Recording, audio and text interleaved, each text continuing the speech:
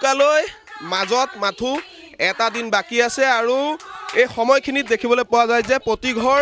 অসমীয়াৰ ঢেঁকীশাল আৰু পাকঘৰত ব্যস্ততা বৃদ্ধি পায় কাৰণ বিহুৰ বাবে পিঠা পনা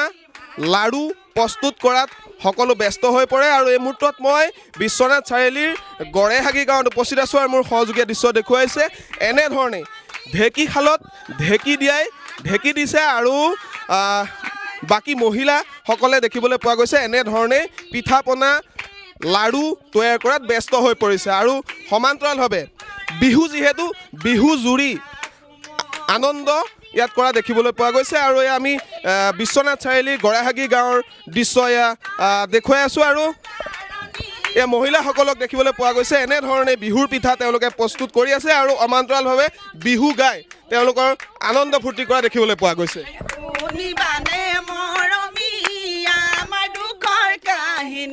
কৃষ্ণ আমাৰ চুবুৰীত আজি আমি মাঘক আদৰিবলৈ আমি আজি ইয়াতে আমাৰ চুবুৰীটোত কেইবাটাও ঢেঁকী আছে হ'লেও আমাৰ এই ঢেঁকীটো শ্ৰেষ্ঠ আমি বোৱাৰী হৈ অহাৰ পৰা এই ঢেঁকীটোত আমি প্ৰত্যেক বছৰে মই পুৱা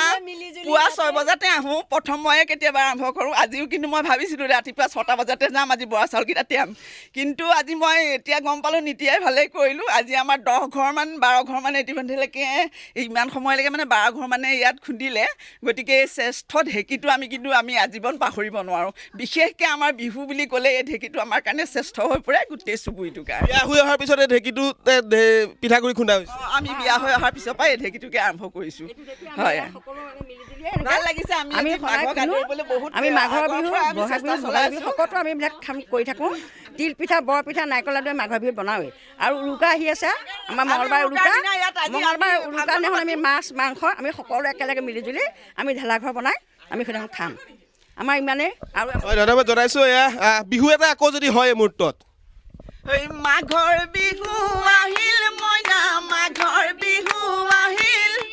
মেজিৰ জুয়ো জ্বলিল মইনা মেজিৰ জুয়ো জ্বলিল অসমীয়াৰ মন প্ৰাণ আনন্দতে ভৰিল মইনা আনন্দতে ভৰিল